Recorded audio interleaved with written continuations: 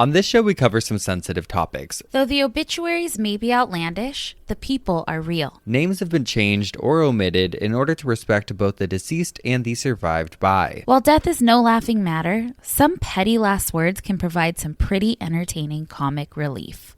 Welcome to Obituary.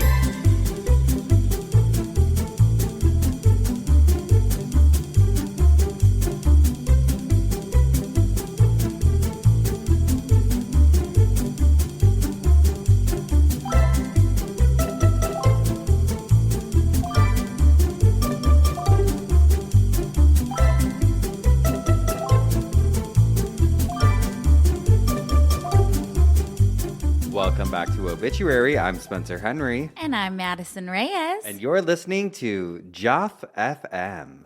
Ooh, Joff FM. Caller, what's your name and where are you calling from? Hi, my name's Janet. I'm calling from Pittsburgh. Pittsburgh, Pennsylvania, or Pittsburgh, California?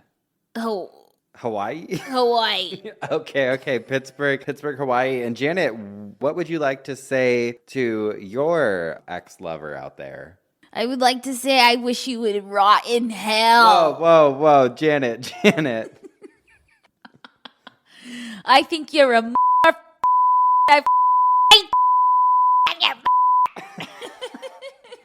All right, listeners, sorry about that. You know we are a faith-based programming, and we are not used to getting calls like that. Not sure how Janet got through, but we have another caller on the line. Hi, caller. Where are you calling from? What's your name? Hi, my name's Angel. Hi, Angel. How's it going? Where are you calling from? Tallahassee. Okay, all right. Tallahassee. How's the weather over there? Oh, it's good. I just had a question. All right. We typically reserve questions for Fridays, but go ahead. Tell us, what's your question, Angel? Well, my boyfriend, I met him at the cemetery. Uh-huh. And he came home with me. Sure. But he doesn't talk. Okay. And he kind of stinks. All right. Now, Angel, let me ask you this, sweetheart. Is he breathing? No. All right, Angel. We're actually going to take a quick commercial break while we contact the local authorities in Tallahassee, Florida, and we'll be... My boyfriend. He's right here. All right, and we're back to our regular programming. Just Madison and Spencer here now. Hi, how is everybody doing? Still sound like sound just like this woman we just took a call from, but you look snatched. Well, honey, that's because I got botulism. I got embalmed. It's the newest Hollywood craze, and everybody's talking about it. Everybody's getting embalmed. Oh, honey, let me tell you, I haven't had Botox since 2019. Oof. COVID, just took a break after I worked at the one place that I worked at where I got a ton of Botox, and I worked at like a med spa type thing. I think I overdid it for a little while, and so I just took a little break. Now I'm really wrinkly, so we're working our way back up. We're working back to smooth. We went yesterday. We had quite the adventure yesterday. It started out with a little botulism, and then maybe a little boot barn. There was Boot Barn, yep. There was Boot Barn, and maybe a few burgers after that. Oh, yeah, baby. And then what else did we do yesterday? There was something else. Burgers, Botox. Bulking And at Island. Gym, yep, went to the gym. And went to the gym. What a day. What a day. We are recording on a Wednesday this week, so it's a little off, but we are headed to Boston, Massachusetts tomorrow. Oh, my God. I cannot wait. I feel like I'm in a dreamland right now because I know we talked about this last episode, but fuck, it is so dark and rainy. It feels like it's 4 a.m. We didn't talk about the rain last time because it wasn't raining.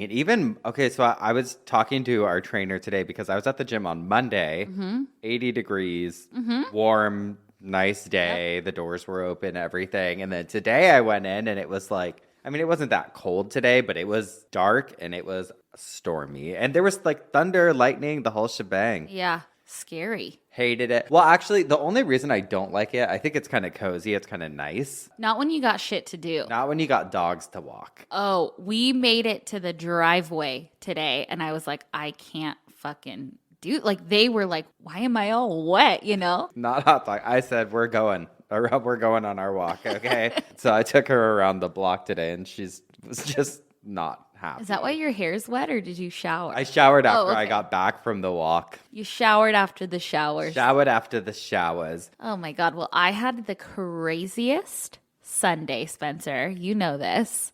Desi decided to get into the bathroom trash and he ate a tampon. And I was stressed out. You know, I'm already insane with them.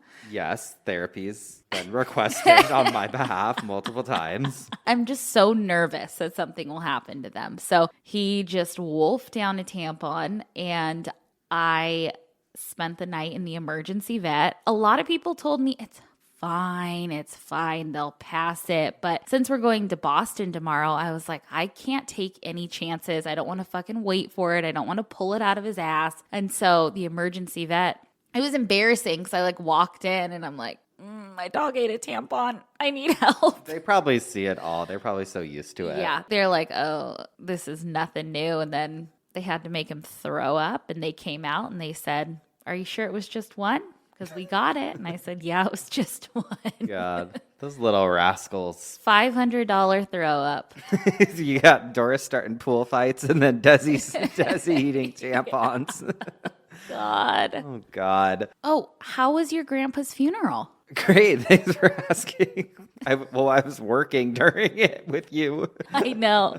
Something that we will be able to talk about pretty soon. By the time this goes out, like next week, we'll be able to talk about it. Like Yeah. the one after this. And I'm so fucking excited. It's so special. Yeah. It's so special. The most special. But yeah, we went. It was great. There was 7 speakers. I was like, oh my God, everyone's got something to say. But it was great. It was good to see family, and it was a quick trip. You flew this time. Yeah. Yeah. Couldn't handle the drive. And especially I know I'm going to go home for Christmas. And I always drive then just because I never know how long I'm going or staying for. So yeah, I just flew up. And you know what I got to say? I've been doing a lot of night flights. And I think that landing at an empty airport, there's something I really like about the feeling. It's like almost dystopian a little bit. Like I'm the only one here. And I love that. It's not a fear of mine. I'm one of those people where I'm like, if you told me I woke up tomorrow and I'm the last person on earth, good. You'd love it? Love it. Oh, speaking of that, Cisco and I have been watching Naked and Afraid. Uh-huh. It is so wild. I've never seen it. Okay, it's 2 random people meeting for the first time, and they have to survive in pretty gnarly terrain, whether it be on a beach somewhere, in a desert somewhere, whatever. They have to be naked the whole time. They have to do it for 21 days, and they can only each bring one thing. So usually someone brings like a fire starter and the other person brings like a machete. Do they get to be in cahoots about what they're bringing? No, they like present it to each other when they meet Okay. each other naked. I'd bring a first aid kit. Yeah. Like one person brought a pot, which was really, I think, smart because they have to figure out water. They have to figure out food, everything. So like you can't just go drink water. You have to boil it, like purify it and shit. Gnarly. Oh, you know what I'd bring? I have a water bottle that has a light in it that A light. yeah, it has Ooh. it has a special light and it like makes water drinkable. Oh, you know what? One girl, she was a fucking bitch. I hated her, but she brought a magnifying glass and she was like trying to purify water with a magnifying glass. I'd bring a knife and stab myself. Well, a lot of people brought machetes, and I wouldn't do it. I would never do. And for what? What do they win? $100,000? I don't think they win anything. They just get to be naked and afraid? Well, honey, that's the story of every morning in my life, okay? I wake up naked and afraid every day. Okay. Yeah, there's some like I mean, it's cool to be able to survive and know what to do and to like build a fire and all of that. Oh, but please. I have no desire. Not me. Not at all. No. Cisco's like, I could do it. He would last 5 minutes. Okay. And sometimes the partner leaves and like there's a lot of tension and fighting and it's like drama. I don't think I know. Okay, so when I was at my friend Mikey's house the other day, we were playing a game and it was like who's most likely to survive. You're playing Naked and Afraid. Yeah, we were playing Naked and Afraid. No, we were playing this game that was like who's most likely, and like you pick a thing and you apply it to a person in the group, and it was like who's most likely to survive on a deserted island. Is that the game that we played here? It was like that but different. Okay, when everyone came for me. Yeah. Okay. Well, you're an easy target. No, but it was like who could survive on a deserted island, and I was like, I don't think anyone in this room could survive. I don't know anyone that could, I think. Like, I rack my brain about it. I don't know anyone that's, like, super resourceful that would be able to survive in my immediate life that I can think of. Maybe my dad, but, I'd like to think I could. I do. You are a woman of convenience. Oh, please. You are a drive-through diva. You are not I lasting on a cannot desert. I don't do drive-throughs. Because your van won't fit. If it fit, we'd be in a whole nother problem. Oh, I'd be God. keeping this economy floating. Cisco. Cisco would not survive. He was saying, you know what he was saying too when we were watching it? Because one of the guys in an episode, he was like an Iraq veteran. He was a ninja. Like, he was so qualified for this. And his partner, I think she grew up in a cult, actually. I'll talk to you about that later. But they didn't get along at first. And like, she drank water and he was like, don't do it. That's dangerous. Like, we have to boil it, whatever. And she got sick for like 4 or 5 days, just puking and all of that. And Cisco was sitting there and he's like, I would never laugh in the face of danger. And I looked at him and said, honey, what? He got them makeup filters on Instagram all the time. I don't.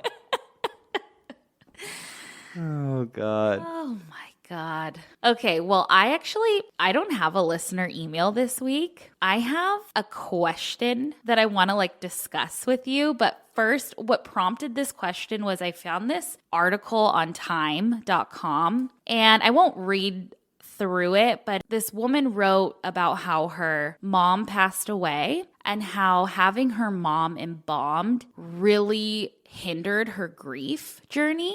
Like, it was very hard for her to grieve her mom after seeing her embalmed because she looked so good and so lifelike. It is an interesting read. I'll link it in the show notes. But when I first saw it, I was like, oh, fuck, she embalmed her mom. Like, that's why the embalming made it hard. Like, that was my first thought. Oh. So then I was like, I wonder if people have... Did she embalm her mom? No. Oh. She had her mom embalmed, and that, messed with her grief journey. But I was like, I wonder what people say about embalming their close friends or relatives. So I went on Quora.com, that question website. And I found a thread that said, as an embalmer, would you embalm your own friends and relatives? I'm sure a lot of people would prefer to if it was their line of work. Well, okay. So this one person says... It's a funeral director. As an owner-operator of a funeral home for 28 years, 23 of which was a 50-50 partnership with my brother, I would give deep thought to this issue. My brother and I were very close, first-generation funeral directors, building a new business versus an existing 250-year established funeral home. Long story short, he died in 2011 after a very short and surprising death due to alcoholism. We had always promised each other that we would look after one another after our deaths, so that's what I did, approximately 1 hour after his death. I never grieved his death. I became the funeral director immediately instead of his brother. That continued throughout the entire process. Of course, weeks pass, months, and life regains control and things become 50% busier for me. I developed a few wonderful addictions myself. It runs in the family, recovered, and here I am. Wouldn't do it differently if I had an opportunity, but then again, my emotions had already been suppressed long ago. So it looks like this kind of fucked this funeral director up. Well, it sounds like he said he would do it. He'd do it over again, but he also coped with it with some addiction convictions. Yeah. And then this other person said, I've embalmed old school friends and distant relatives. I would not embalm close relatives, but would request another tech here at the funeral home to do it instead. And I feel like that's how I would feel. I would do like makeup. And I know we've talked about this, like you do hair for a loved one. But I don't know if I'd embalm my like close loved one. Like it's hard to say because we don't do it. Because I've read threads like this before on Reddit and stuff from funeral directors. Like, have you ever embalmed like a friend or like whatever? And I feel like I've read responses from people before who are like, I want to make sure that the embalming is perfect and that it's being done exactly the way that I would do it. So like as a control freak, I would want to do it. I mean, I feel like if it's your line of work, you're used to it. It's kind of like, would a doctor be able to perform surgery on their loved one? And I think a lot would want to. Yeah. I don't know. I mean, hard to say until you're in that position. I tell you what. Bring one of my enemies in there. Let me embalm them. They're getting the fucking... they're getting snake oil. Yeah. They're getting essential oils and honey. But any funeral directors or, embalmers that listen, write in. Yeah, let us know your thoughts, whether you've done it or just like what your opinion as a professional is, because we know there's a lot of you out there that listen, and we love that. Love it. You know what else we love? Some assholes. And this first one says, am I the asshole for selling my late grandparents' ranch even though they asked me not to? Okay, let's hear it. Long story short, my grandparents used to live on this ranch for almost 60 years and both passed away on the property. My mother was raised there and so were my siblings and I, so there's quite a lot of sentimental value to the house. There's also a lot of monetary value to the property. The problem is the upkeep, especially as a single 28-year-old with a moderate pay job, which is what I told my grandfather years ago when he told me he wanted the house to be my inheritance to raise my own family like he did his. Aww. It became a running thing with him telling me I needed to get comfortable with the house for when it's mine, and me saying I'd just sell it and him arguing with me about that. He sadly passed early last year, quite suddenly, and true to his word, he left the house to me amongst other assets. I tried to make the old man happy and accepted the responsibility. For the past year, I've been trying to make everything work with fluctuating success, but ultimately, the house is somewhat of a sinkhole. On top of that, I've been headhunted for a job across the country with potential to move overseas within the next year. After long internal deliberations, I decided to just sell the house. When I told my sister, she lost her shit. She says I'm disrespecting the old man's wishes by selling it to a stranger and should rather let her and her husband have it. I told her she could have it immediately as long as she would pay market value on the house. She thinks it's unfair to ask for money for a house I got for free and offered to stay in it, and in return she'll upkeep it herself. I was planning on using the money from the sale for a place when I moved though, so that also wouldn't work out. There's a lot of tension and she's even trying to rally family members against me. I get the old man wouldn't be happy with this if he were alive, but frankly and lovingly he isn't, and I shouldn't burden myself, right? Am I the asshole? That's hard. I don't think this person's an asshole. I feel like this person tried. Okay. I mean, to upkeep a house is a lot, but it's also like I would do everything I could to keep it in the family. I feel like I'm like kind of like a traditionalist in that sense, where I'm like, that feels really important. Totally. I would do anything in my power. I could see renting it. Or here's the thing though. A lot of people were like, you wouldn't be the asshole, but like telling your sister who would want the house and has a husband, telling her that she can only have it if she pays market value is an asshole thing to do. Right. Because you could just sell it to her like. You got to meet in the middle. For a deal. Yeah. If it was me and I had a sibling that was like, I'll take it over, or even I'll live here, I'll do all the upkeep on because a ranch is a lot of fucking work. Yeah. I think it's an asshole move. I wouldn't do what they're doing, but I know that they also expressed to their grandfather when he was alive, like, I don't want it. I think that like the assholery doesn't really come from that, because it's like if you inherit a house, regardless, even if you just inherited not a ranch and just a house, I mean, sometimes you can't afford to keep it going, even if it's paid for, like the electricity, the air conditioning, the bigger the house, the more the bills, all of that. So I don't think they would be an asshole if they sold it under that circumstance, but I'm just like, if the sister wants it. And also I'm like, a year is not a very long time. Sorry. Yeah. It's not. No. Like, I get it. If it's draining you and you can't do it, then like maybe let your sister move in for a year or something, or 2 years. See how that goes. Yeah, see how it goes. That way it's still your property. It's still in Yeah. your name. That's the smarter thing to do. Right. than Do just try to everything sell in it. your power, I feel like, to keep it, at least in the family. Well, this second one says, am I the asshole because I won't talk to my dad because he won't discuss estate planning with me?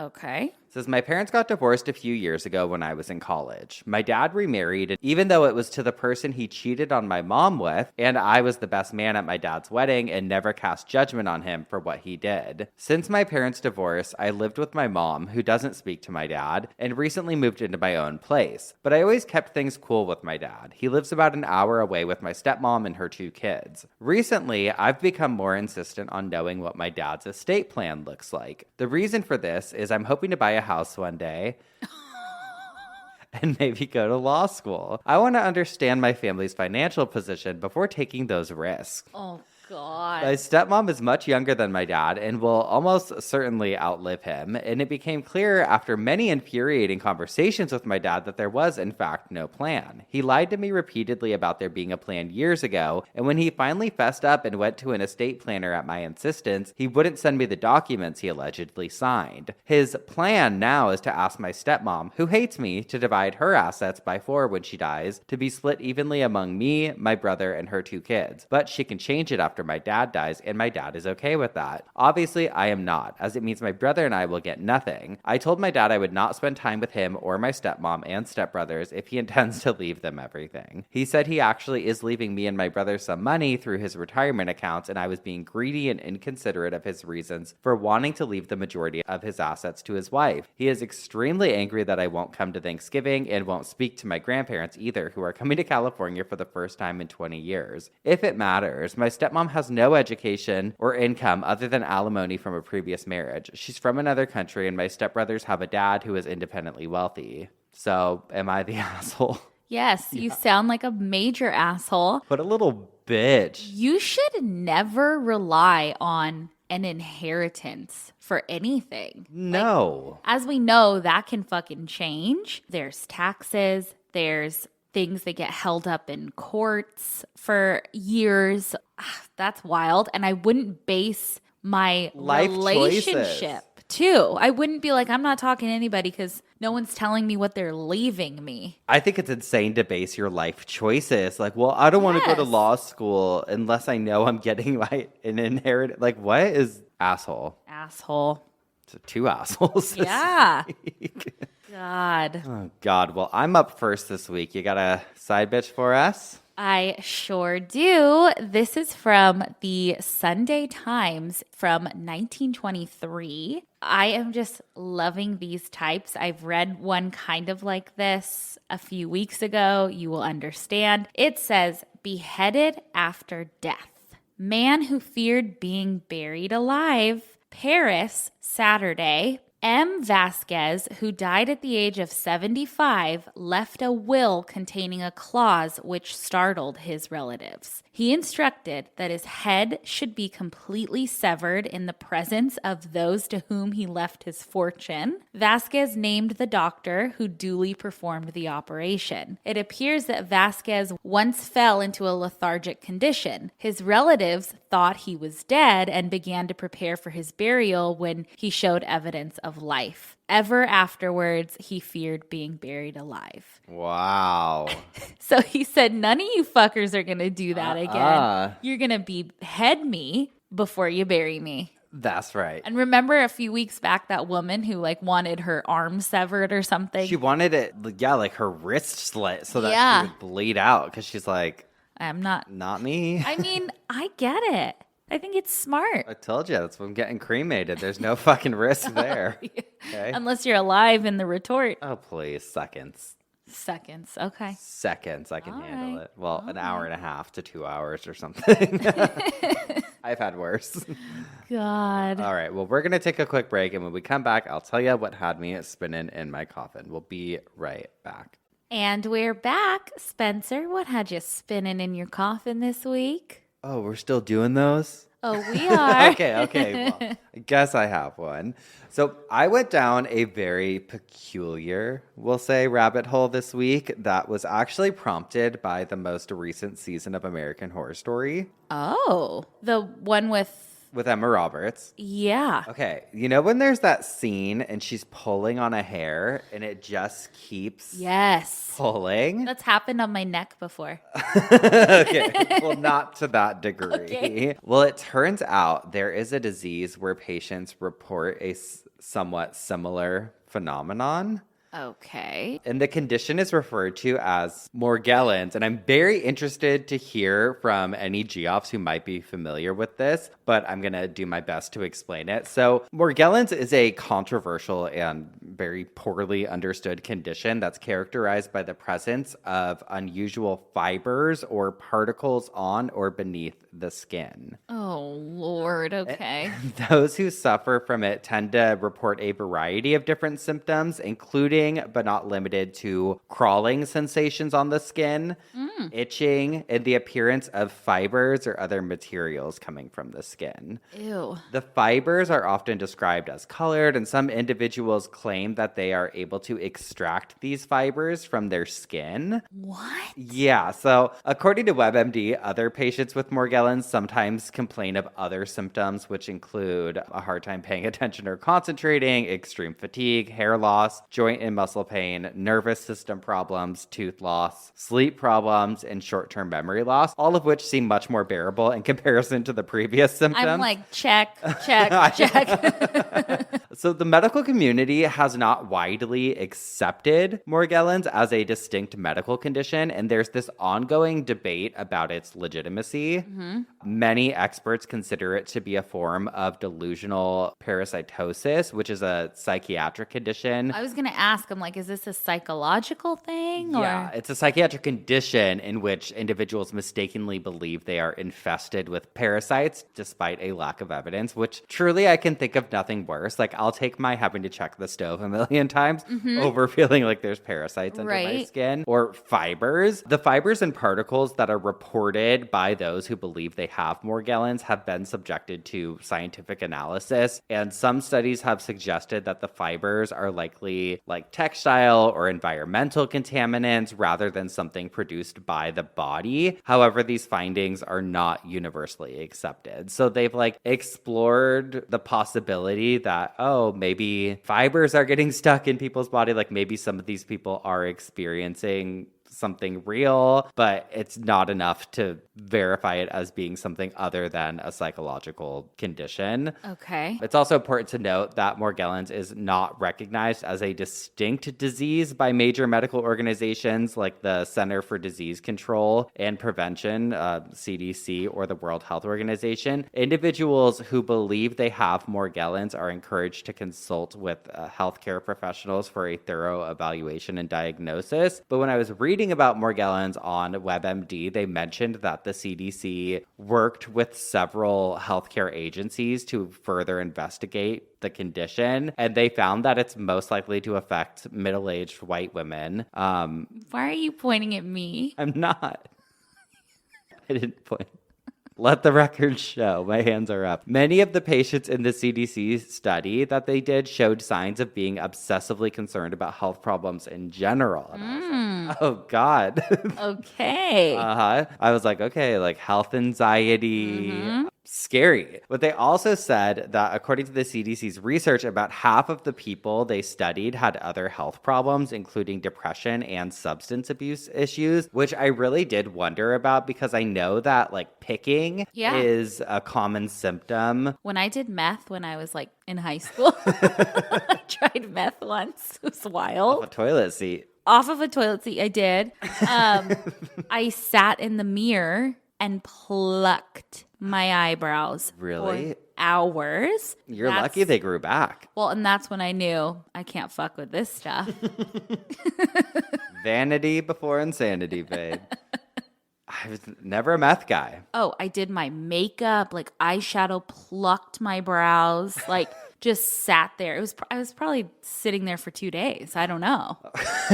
Just on a binge. I mean, I just tried it once and then Never the said, same. that was too good. I am not doing that. Well, and I know that picking can also be associated with other like psychological disorders as well. So it's not to say like if somebody does that, they're on drugs. But I do know that like that is a commonality amongst drug users, especially on amphetamines. Yeah. And sorry, mom and dad. They're not listening. Your dad thinks this is an iPod. But yeah, sorry.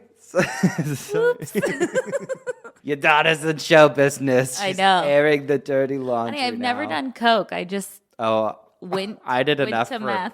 you, me, and your parents when I was a teenager. Are you kidding me? I could rail lines with the best of them. Honey, that's where's your septum? Who knows? I could put my finger through it. Anyway. Okay. Also, okay, so the question came up of whether Morgellons is a disease or a delusion a lot. It's prompted a lot of debate, especially in new research in recent years. And the CDC stated that the condition is not caused by an infection or anything in the environment. Their study that they did included a lab analysis of skin fibers in Morgellons patients. And the analysis showed that these fibers were mostly cotton, typically found in clothing or bandages. So there wasn't anything like beneath the skin necessarily. Okay. And that was like the start of my rabbit hole, which then led me to matchbook signs. Have you heard of this? No. Nurses, doctors that listen, where are you? I need you to email us stories because apparently a matchbook sign is a, quote, psychiatric medical sign in which a patient arrives at a doctor's office with items extracted from the skin. These items are intended to serve as proof of a parasitic infestation and are typically stored in a small container such as a matchbox. 50 to 80% of patients with delusional parasitosis present with this sign, like symptoms. What? And people with delusional parasitosis can damage their skin by attempting to remove imaginary parasites. These items may include scabs and skin particles, dust and dirt, as well as plant or animal fibers, and may be accompanied by photographs as well. Laboratory analysis fails to find proof of parasitic infestation, according to Miss Wikipedia. So that's a common theme that you see when people come in with Morgellons. With Morgellons, yeah. They bring a little tin full of things. Or like a Ziploc bag sometimes. Yeah. Just something with some sort of like proof to be like, look. And so I wanted to know more about this because there was not, even on Wikipedia, there was like no information. But in 2018, Dr. Gull Madison, this woman published an article on OpMed titled Matchbox Sign and the Dreaded Diagnosis. She specializes in infectious disease, this doctor. So she's like, she knows her shit. And in the article, she writes, quote, every new patient is a mystery. You never know what is behind that exam room door that you're about to enter. You have already glanced at the chart before you go in. You know the patient's age, gender, past medical history, past surgical history, allergies, etc. If you're lucky, you may have seen a discharge or admission summary attached to the chart from a recent hospital admission,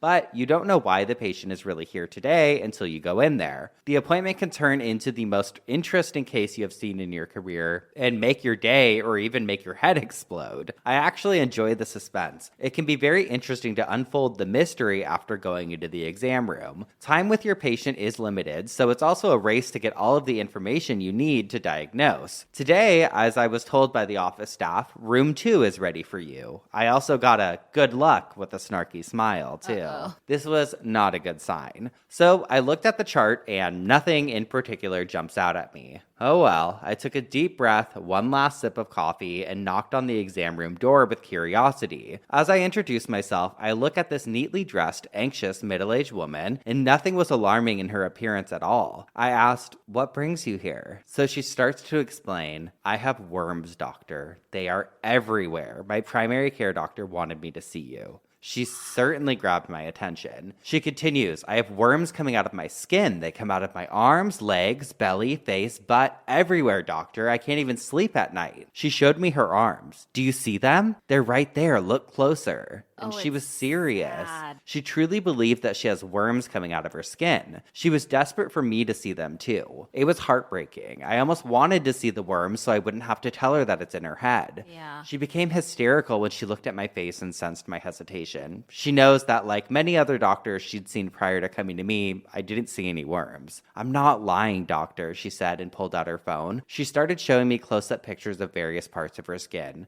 You see, the worms are here in the pictures too. There were no worms in the pictures. Oh. How can you not see? She was angry. She started to dig into her purse and took out a small plastic cup. Here, she screamed. I brought some of the worms with me. These came out of my nose. She handed me the cup. I looked at it intently. They were very thin, almost translucent white fibers in it. This is remarkable. I had seen a handful of patients in 2 decades and heard about the matchbook sign, but never actually saw it. Matchbook signs is when delusional parasitosis patients bring in small fibers or items that they believe are worms or parasites coming out of their body and put them in small containers like matchboxes to show during the doctor visit. I look at the chart again. She had extensive labs done recently, all normal. She was not using illicit drugs. She had no history of exotic travel to suspect any skin parasites. I took a deep breath, looked at the patient in the eyes, and tried to explain that while I have no doubt she certainly believes that she has worms coming out of her skin, she does not actually have worms. What she had was a psychiatric condition with a delusion. She was devastated. I was willing to examine the fibers under the microscope to be completely sure, and she got even more upset, got up angrily, and stormed out, cursing the staff on her way. Every specialty or practitioner has a different diagnosis that they dread to see. Some even dread a patient that was added the day of their schedules that makes them cringe. For me, it is delusional parasitosis. As the patients are delusional, there's no convincing them otherwise. Occasionally, I am able to calm them down just enough to offer them symptomatic treatment and basic labs if they have not been done by the numerous doctors they've already seen before coming to me. They rarely agree to get treatment. Unfortunately, these visits are almost always the source of mutual disappointment. I look at my watch and as usual, I'm running behind. I start to open the next patient's chart and wonder what is waiting for me behind that exam room door. Oh, it's so sad. It is so sad And scary. Imagine living that. I think I mean, you really have empathy. And I think while I certainly have health anxiety, it's not to a degree where if I've had a lot of like physical effect You're from not it. hallucinating, Right. seeing things. But it's like imagining the panic that I can feel sometimes, imagining having those physical feeling symptoms with it is so heartbreaking. But I thought it was also really interesting. And I wondered if like Ryan Murphy like took inspiration from Morgellons for like that scene, because it just seems like Probably. such a scary. Because we don't thing to know me. if she's delusional or if she's really seeing these things that she's seeing. Well, and also she picks at her skin in the like, remember, like there's a lot of things that I feel like kind of are a very Hollywood dramatic version though of Morgellons. So interesting. So interesting. But I had never heard of that, and I had never heard of the Matchbox signs before. And Well, that's really interesting that there's a common thing. imagine that is something that I've never thought about before. Like you think of like, oh, doctors have to deliver horrible news on a very regular basis, if not daily. I cannot imagine trying to give that news to somebody who you know cannot comprehend it or like will not accept it. It's like, fuck. Hats off to fucking doctors. I know. And nurses and Hardest jobs. hardest jobs. Jeez. But yeah, what do you think about that? I think that's incredible. And we're going to take a quick break. And when we come back, we'll hear what had you spinning in your coffin. We'll be right back.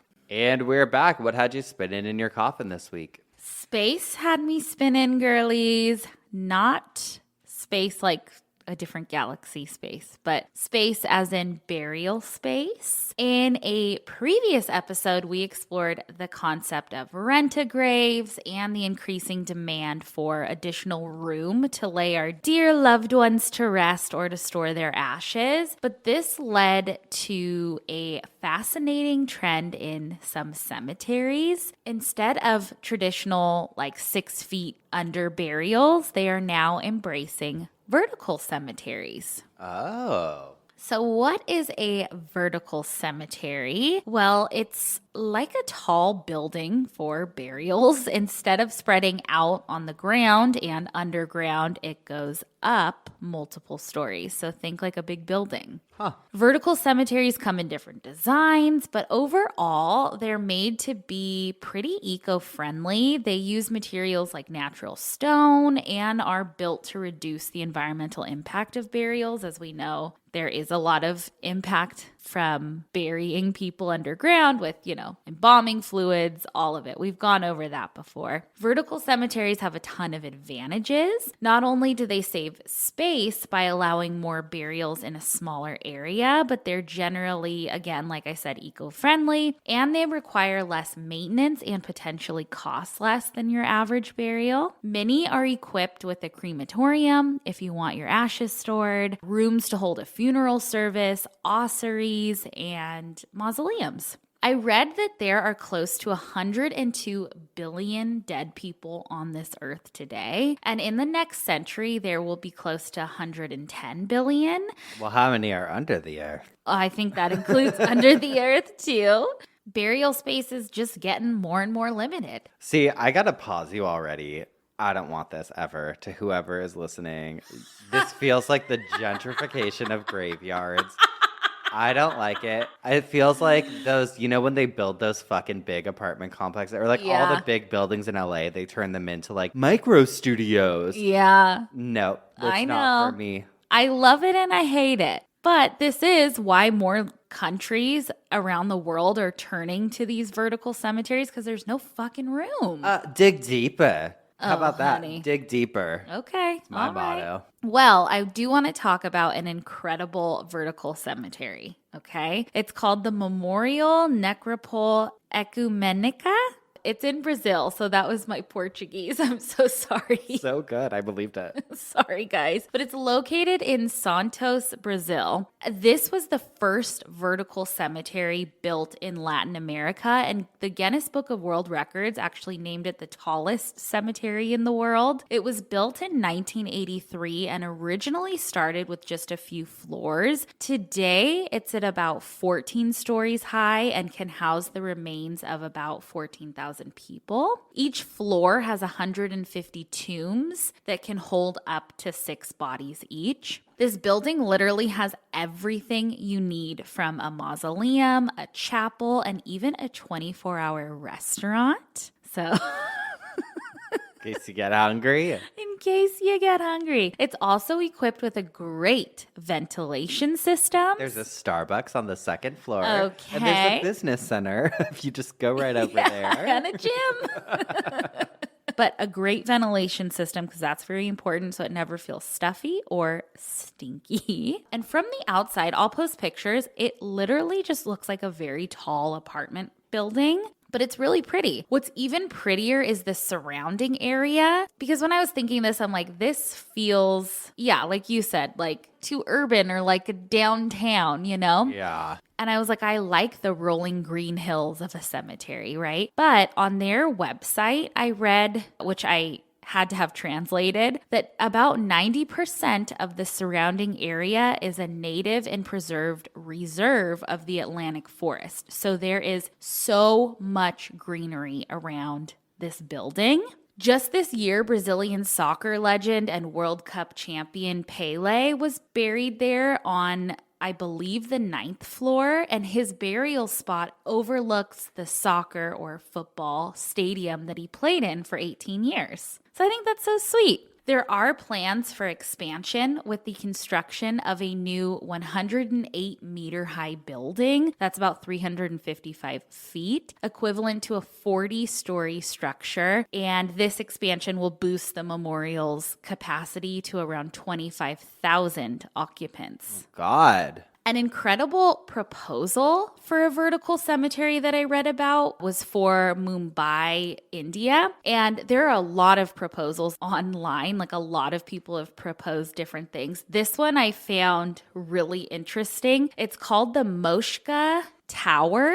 Designers Yishuan Lin and Malin Fu proposed their plans for a vertical cemetery over a decade. An article from lafemmesquarterly.org states, quote, traditional cemeteries take up space that will never be gained back in the future. The Mokshka Tower project takes traditional burial methods from 4 major religions in Mumbai and translate them into an urban context. The tower frees up a significant amount of ground space for the living and provides within it a place of rest for the departed. The tower seeks to meet the needs of the entire burial process for several cultures within the city and create a temporary place for repose in the sky. It also acts as a symbolic link between heaven and earth. For Muslims, it provides areas for funerals and space for garden burial. For Christians, areas for funeral and burial. For Hindus, facilities for cremation and a river to deposit a portion. For Parsis, a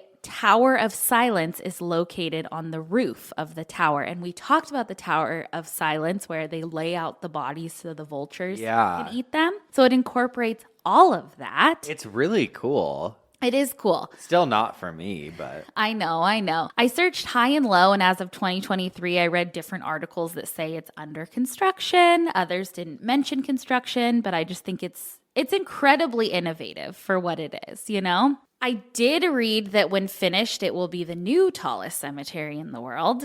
Ooh. By the way, I was looking through vertical cemeteries, and I stumbled upon an article about vertical burials, and it made me crack up. And that episode is coming because there's a lot of stories about vertical burials. So that will be coming soon. But I also wanted to talk about columbariums. A columbarium is a special structure for storing cremated remains like ashes. It has compartments called niches where urns with the cremated remains are placed. Columbaria can stand alone, be part of a mausoleum, or be included in a larger memorial structure. And there's this columbarium in Taiwan that is catching up in height with some of these vertical cemeteries, and it's called the True Dragon Tower.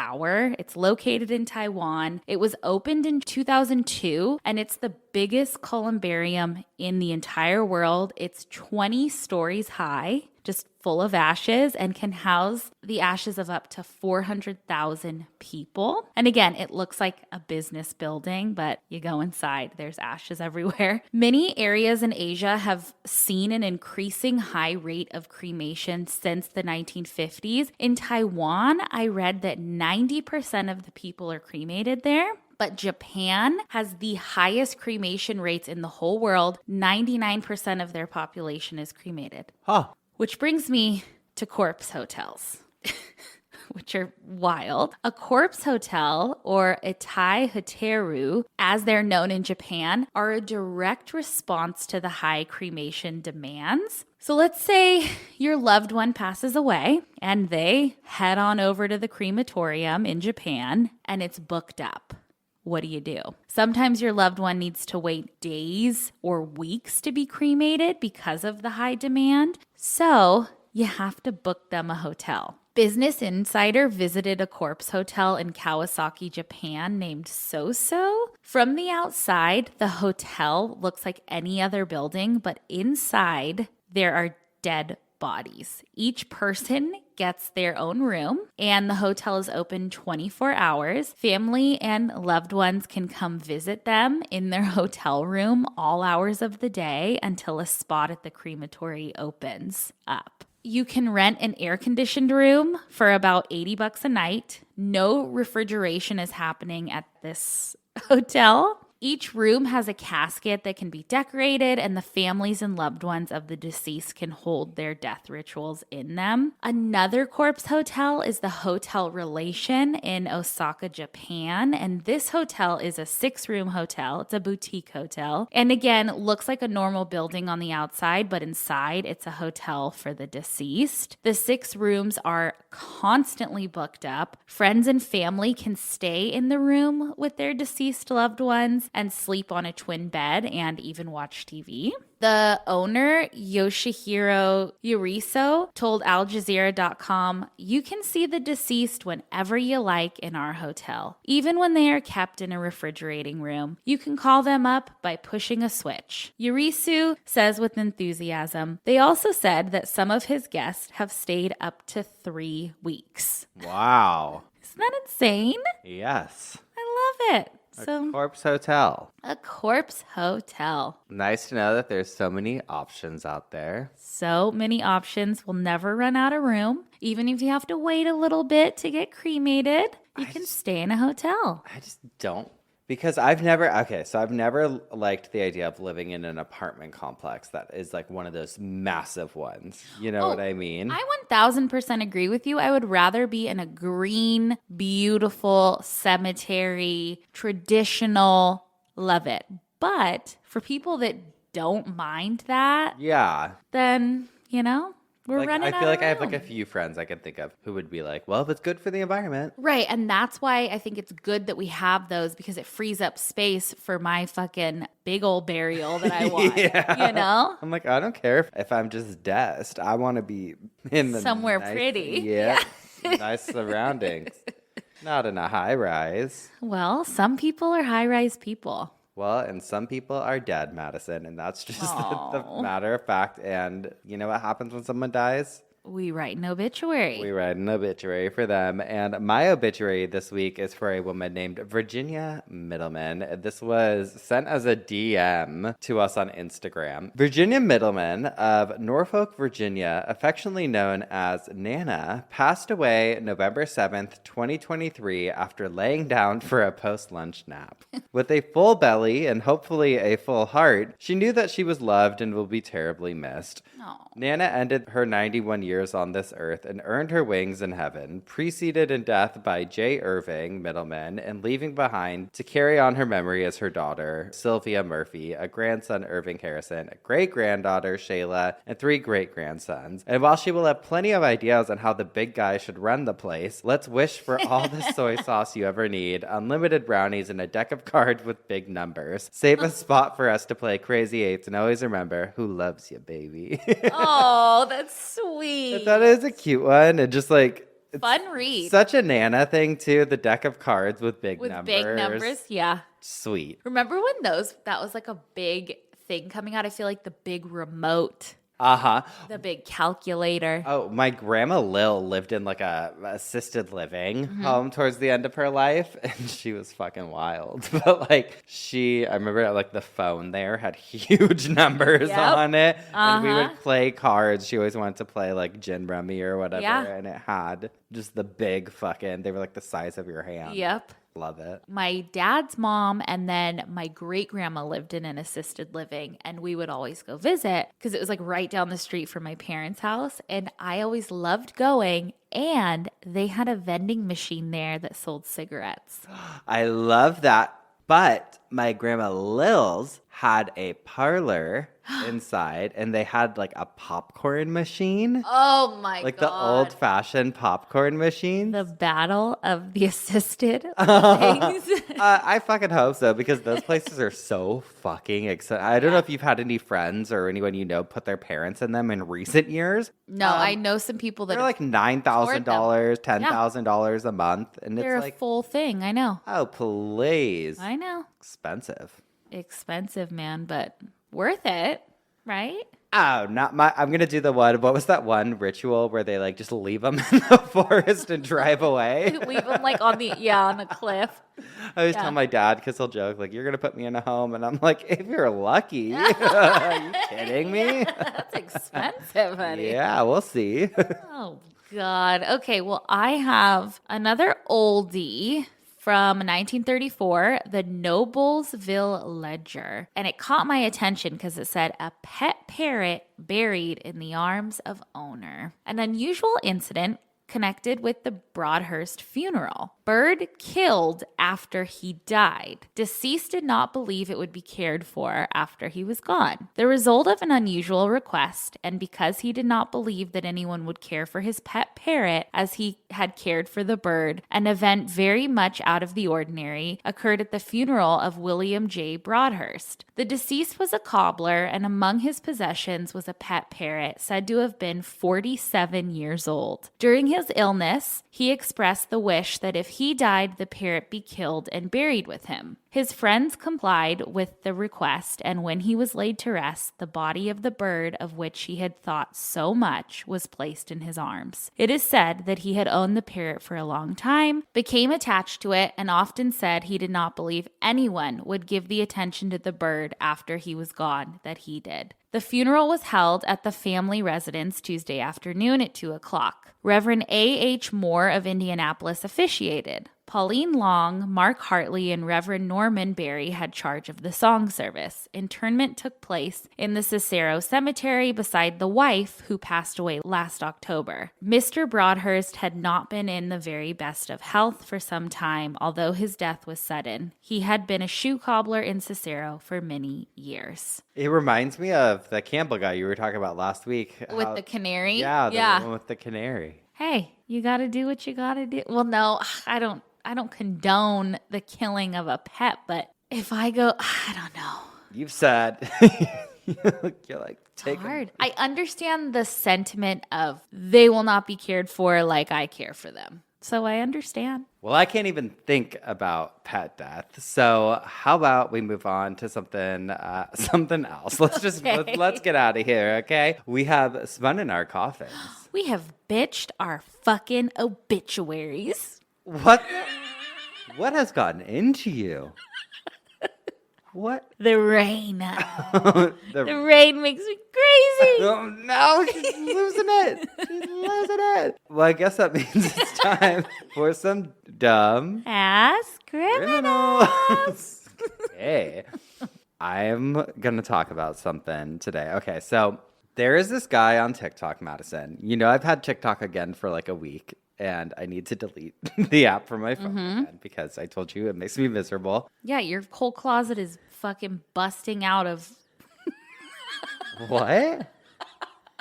I saw your closet. There's TikTok shop purchases in there everywhere. Please, never in my life.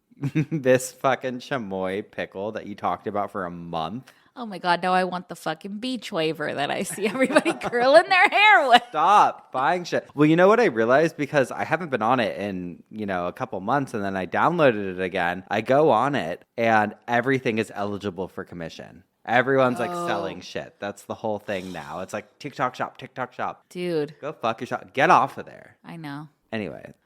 Sorry, I know some of you guys are like professional TikTokers, but they're like, that's how I make my living, you fucker. Yeah, well, start a podcast, okay? Okay, but anyway, so while I've been on TikTok, my For You page, you've seen it, is always really wild. Absolutely wild, and people with 0 likes. 0 followers, 0 likes. It'll be like 1 comment or 1 like. Mm-hmm. I don't know what I did to deserve such a good For You page, but it's wild. But there is this one guy on TikTok, and you might have seen him before. His shtick, if you will, is like someone will leave him a troll comment or talk shit to him. Mm-hmm. You know what I'm talking about? He like tracks them down, finds out shit about their personal life, and gets it tattooed on him. Oh, yeah. Okay, it's fucking wild. He really doesn't give a fuck. He does not give a fuck. Okay, so his handle is like internet sweetheart or something.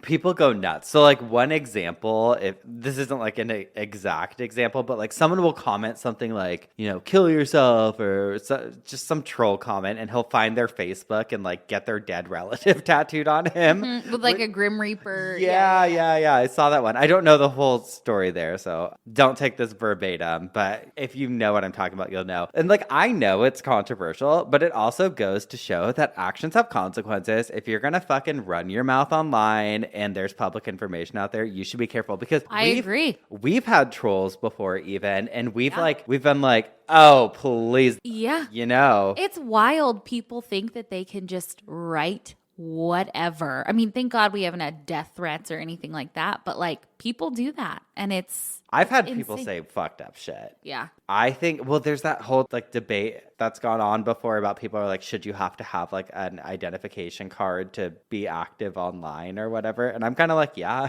Yeah.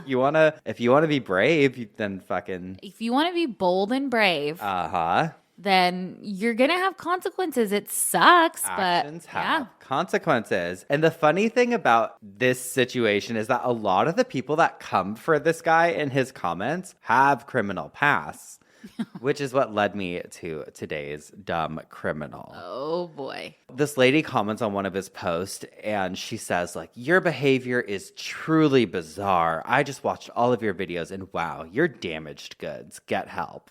Oh God.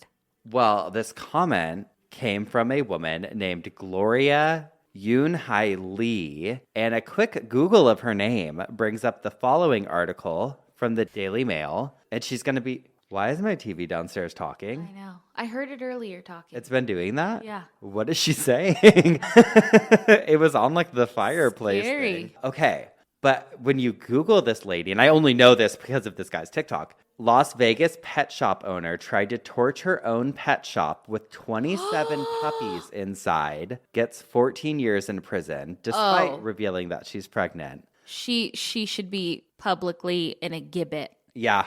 Execute. Dumb fucking bitch. Again, this is from the Daily Mail. It says a Las Vegas woman caught on tape setting fire to the pet store she owned with 27 dogs still inside failed to sway the court by revealing her pregnancy on Wednesday. What a fucking bitch. This is from February of 2015. It says Gloria Lee, 36, was given 5 to 14 years in prison at a sentencing hearing after announcing she was 3 months pregnant. Prosecutor Shannon Clowers called Lee's last-minute revelation that she was pregnant by her estranged husband in an attempt to get a get-out-of-jail-free card. Security cameras in Prince and Princess Pet Store in Southwest Las Vegas recorded Lee back in January 2014 removing files from the store before Kirk Bills, set to be sentenced on Monday, set it on fire. Prosecutors said that Bills had poured flammable liquid on the floor and laid out newspaper in front of the kennels where 25 puppies and 2 adult dogs were crated. The blaze triggered the building's sprinkler system, which extinguished the flames before firefighters even arrived on the scene, leaving the animals unharmed.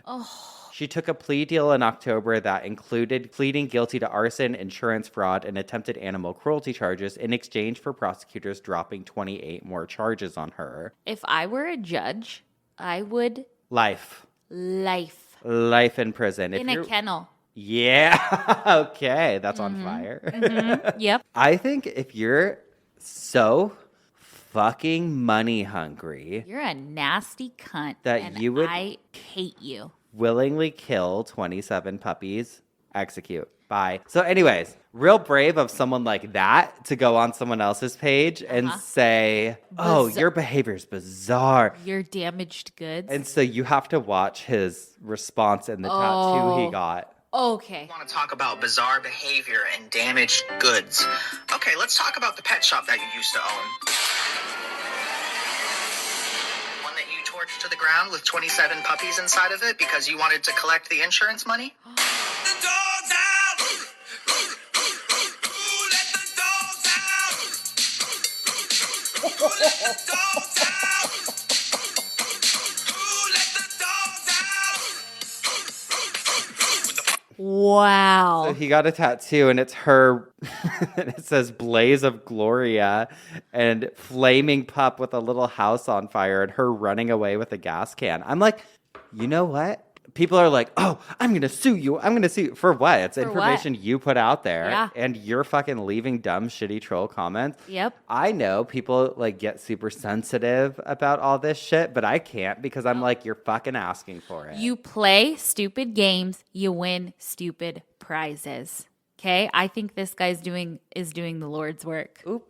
Sorry. I think people should learn. I truly do think he's doing the Lord's work. Well, I think people need to learn that like, because everyone's so brave behind a fucking keyboard too. But it's just like real life. It's like the people that are constantly calling other people out and like fucking trying to act like their shit doesn't stink always got something to hide. Yeah. And the truth will always prevail. Yep, I agree. Well, I have a dumbass. This is a quick one, but it has to do with fire too. We have Melvin Clintron. He's 37. He was arrested for arson in Florida recently. He is accused of setting his girlfriend's Jaguar sedan on fire in April. His girlfriend initially lied, and I guess she feared his reaction. He allegedly stole the girlfriend's purse and then left her stranded after a jealousy-fueled argument. The argument arose when Melvin thought that a bartender was flirting with his girlfriend. So he was found out, he was arrested. She reported that he referred to his gun magazine parts as tits, so he's not the greatest guy. But I kept reading, okay? And this is where it gets wild. His girlfriend is also his cousin. Ooh. So there you have it. God. A little incest for you. Why not? Go out with a bang. Go out with a bang, unless it's bang. your cousin. Don't do that. God. Well, you know, we got some P.O. Box goodies to open. We do. All right, I have a card here. First, oh, look at that, how pretty the little thing is. Okay. Ooh, pretty. Ooh, cool card. It's like the Hand of Glory. Hand of Glory. Dear Spencer, Madison, Doris, Desi, and Hot Dog. Oh my God, girlies. That Florida show is absolutely to die for. I could definitely live in or haunt your haunted mansion. Thank you for taking the time to come down to crazy old Florida. My mom and I are the two that have been lucky enough to see you in Portland and Tampa. Oh yeah, we got to talk to you guys. The Blondies. Yes. The Obituary podcast is so much more than just a podcast to us. It has really brought me and my mom together. I love listening to y'all because I also struggle with OCD and anxiety. Knowing I'm not alone, especially living with OCD, is helpful. Anyway, I know y'all know I am a travel nurse, but in my spare time, I write. I packed up some books I wrote for y'all. One for Madison to read to Doris and Desi, another for Spencer to read to Hot Dog, and cute baby Leo. Oh, I want to see the book. Okay, hold on. I hope you all enjoy. Thanks for being such kind, awesome people. Sorry this was so long. Love, Kim, my mom Dawn, and my babies. Neville, Winnie Mae. Yes, even the animals have been made into geoffs on our road trips, LOL. P.S. It's okay to read or share. Oh, okay, wait. It was so nice meeting you guys. You guys were such a cute mother-daughter. Good energy. Duo. Fun. Oh my God, Spencer, look at this cute Marty the mailbox monster. Kim, first of all, how perfect that this came to our P.O. box. This is like a legit This is incredible. book. Oh my God, I'm so excited because my whole family is coming next week. I want to read this to Leo. Oh, wait, she dedicated it to her nephew. Dear Benjamin Harry Walker, this is for you, love, Aunt Kimmy. Thank you to everyone who believed in me before I believed in myself. Marty, thanks to you too. This is so cute. Okay, any geoffs with kids, you guys got to get this book. It's called Marty the Mailbox Monster, and he is so cute. This is adorable. Oh, he's like a cross between Alf and something else. Like Sully, kind of like the Monsters, Inc. Yeah. But cuter. I love him. Thank you. How cute. Love that. Well, I will be taking this home and reading this tonight, actually. I'm excited to read this to Leo. If you have something you want to send to us, you can send it to our P.O. Box. P.O. Box 18149, Long Beach, California, 90807. Cameo is back up and running, so you can get one of those as well. Christmas is right around the corner, the holidays, whatever you celebrate, honey. What better gift than the gift of us? Than the gift, the gift of Geoff. Yeah. The gift that keeps on giving. WWGD, okay? Yeah, that's what they say. All right, well, that's it for the week. We'll see you next week with some more coffin spinners. Obituaries. And dumb. Ass Criminal. criminal.